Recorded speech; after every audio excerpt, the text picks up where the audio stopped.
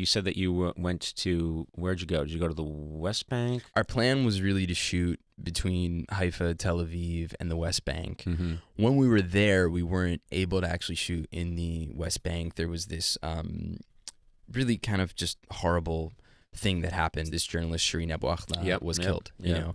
And that happened while you were there or just before you went there? On our location scout. On your, oh, Jesus. Oh, wow. The fact that we got to go, it was unbelievable. I mean, we were there for that massive event. It shifted a lot of our shooting. I think there was a few American crew, and then we had our Palestinian crew, and we were in the middle of Jerusalem. And we went to her funeral, and this journalist who got killed is Christian. And so it's like we're at a church in Jerusalem with this really just diverse group of people, and you know, because there's Americans there, American Jewish crew, and American Muslims, and Palestinian Christians, and you know, Christians in Israel, and it's like I think everyone kind of walked away, especially when you go there, and you've been. We shot a show there, and it was fascinating because we shot first in Tel Aviv.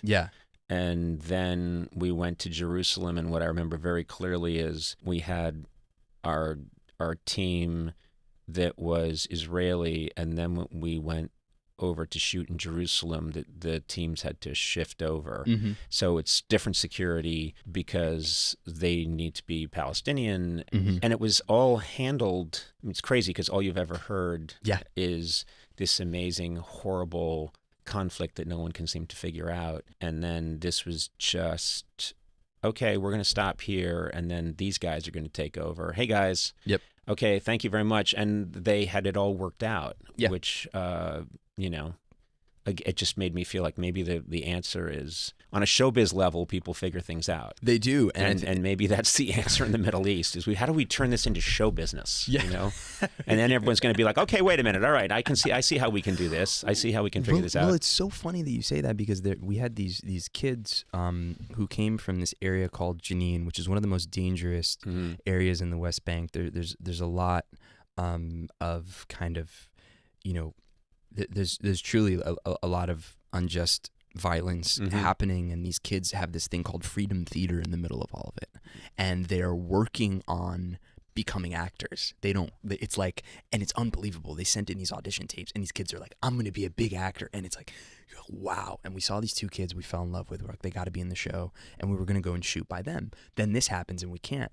And so we had to ask the government for a visa to get them in to Jerusalem. And everyone's like, this is impossible. It's not going to happen. And somehow it did. So, I mean, to your theory that somehow show business makes things work, I'm like, these kids had never gotten a visa their whole life to come over. And then this kid came, and he went to the sea for the first time. Like, he went to the water for the first time in his life. Oh, wow. To shoot our thing. And he was like, this is the best week of my life shooting this TV show. And there was this really interesting thing that did happen where you're there and you're just seeing all the pieces work. Even though this horrific thing happened while we were there, everyone kept cool. Everyone was like, okay, we're going to just figure this out. Somehow the visa's still cleared. Like, all these things that you would think wouldn't be able to happen. And I agree with you. When you're there on the ground, you're seeing people speaking, you know, like one of our guys is this driver, Palestinian dude. He speaks English, Arabic, Hebrew, and a bunch of these, everyone. So he's like, he knows Hebrew, and he's walking around. He's speaking to a Israeli soldier in Hebrew, and then they're going somewhere else, and then he's speaking Arabic, and you just see this desire to keep making things work, and somehow pep in the step, and somehow just like, we're gonna get through this, we're gonna figure it out. Right. And I don't know if you felt this, but I walked away and I was inspired. You know, I left thinking. One thing I think is my philosophy. I've done all these travel shows, gone to these different countries, and ended up with this philosophy that I think there's a tendency for people to want to make things simple. And there's a lot of pundits that like to say, it's easy. You know, whether it's in America, they like to say it's an easy choice. And I like to point out that things are very complicated. Things are extremely complicated. And so that's been a little bit of bone of contention of mine, is when you go and you see that there is no simple truth that explains. It's so complex that when people act like, no, this is easy, on one side or the other, I think I get offended by that.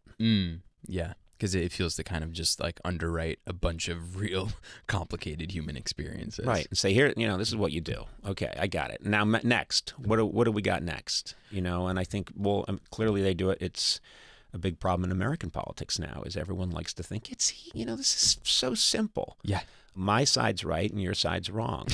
And that's not always the case, Well, my therapist will say a lot of times things are simple, but that doesn't mean they're easy. Right. He's like, sometimes the hardest things are the simple things. Right. And that's where a lot of the complications come in that vacuum of like, well, it should be, why can't, like, it is a very hard thing to achieve simplicity even at home. Right. With your family, to be able to do the simple thing. And so I think that the thing that gives me hope when I'm there is seeing certain microcosms of how people deal with each other. That can be inspiring. But, and I think my hope comes from like, okay, what if we were able to get enough microcosms right that the macrocosm would solve itself? And right. I actually think that probably is like in many ways a pattern that would work, but it's really hard to nail a microcosm. It's really hard to nail just what's going on in your own house. Right. Well, that's, I think, again, going back to your show, that it's all about this is a family. Yeah. And years and years and years ago, when I worked on The Simpsons, I remember thinking, my job here is just to think of I'm going to think of the funniest jokes I can and the funniest situations I can. And then sort of hearing the people that ran the show said, you have to remember, first and foremost, they're a family. And I thought, what? What is this drivel? I'm going to write the craziest Mr. Burns jokes you've ever seen. I don't care about that. But they were right. It's first and foremost a family, which is what makes it work. I think the reason that your show has an impact when you watch it is because I relate to this family, because it's really not that different from any other family. Yeah. There are specific things that are, of course, very different, but that's why I'm there. That's why I'm invested, is because like the episode you made about your mom and her struggles, and she becomes a Lyft driver, and just, I felt terrible for her. I felt like no one's seeing her. No one's taking care of her. You blow her off for dinner. You're out the door, and she's made this great dinner, and you suck, by the way. Yeah. You're a bad guy. Yeah. Why did you do that? I got mad at you when you did that. I'm like, can't you see? Yeah, I know. Your mother made that nice meal, and then you're like, Mom, I gotta go. I gotta meet my friends. And the door shuts, and she's there with a lot of food, and she's alone. I mean, to me, fuck you, Ramy. I know. I mean, sorry, but come on. So many people, will say that to me, like, man, I fucking hate your character. But I think the most heartbreaking line in that, in that scene to me was, and the way she delivered it, she really made it even better than it had been written. But she was like, I think my Facebook's not working. Like, I haven't gotten any likes, and I was like, oh man, that's hard. Like that's always the hardest. How do you explain to someone? Yeah. It's like, no, it's just, you just didn't get any likes. You just didn't get any likes. So like, and I think there's so much in that episode where like, and in those dynamics where it's like, man, we feel, everyone feels this thing for their mothers on a level, even when the relationships are complicated, where whether you feel it a lot or you see it in a glimpse or you have a window of looking at your mother and being like, man, she gave up a lot. Yeah. She gave up a lot. And especially in a time where we crave our individuality and we crave our self-expression in this era, and then you're looking at that, a mother, and you go, wow, she put it all, she put it all to the side for us. And I think, again, that creates a little bit of the show. So much of it is about, obviously it's not just spiritual guilt. It's even that kind of guilt, that guilt that you can have, in just what was sacrificed for you. And I think in the design of also, making this character, and I mean, and this cause you walk, and it's different in a way cause I made a fictional thing, but like, I think the level of self-deprecation that's in your humor and the way that things roll off of you is, I just have always felt like you present in a way where it's not this like look at me like kind of thing, and I think it's why you're one of the greats. And then when I was hugging you earlier, when you were kind of like was a bit of like a stronghold you had me in. I wouldn't let go. Chest. I wouldn't let go. Yeah, you wouldn't let go. And I felt it in that too, where I was like, yeah, this guy is like a real fucking dude. I love this. And I think in making the show for me, I didn't want to make this character where I was like, oh, Ramy the hero, look at him, he's just struggling.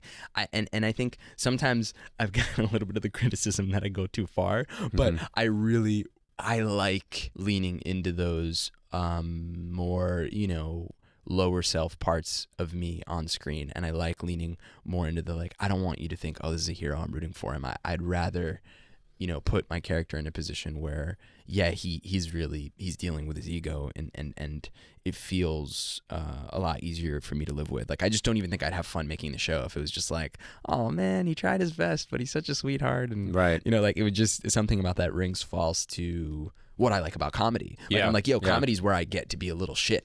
Like I this is the part of me that like I have fun being a little fucking shit. Yeah, and it's also, I think the life-saving thing for me in comedy has been, I was raised to be very, supposed to be, polite. There's all these rules that you're supposed to follow, and I think I was a good rule follower. And then I found this world where you can act in the most insane manner, and it's part of your job, and everyone's like, good job. I'm like, what are you talking about? I totally, I screamed at Jordan Schlansky, this guy that works for us, or I threw him through a window, and they're like, I know, it was fantastic. It was great, great job. I know. And but part of that, I think, is how you were raised, because it's like, just on a real base level, it's so clear that you're such a good boy. Like, it's so clear. Yeah. It's so clear. Yeah. So this way you do that stuff, and then it's like, oh, I get the spirit that it's in. Right. And there is comedy I watch where I'm like, oh, this is just mean, and I don't like it. And I'm just like, oh, I don't care about this. Like, I'm not interested in this. Right.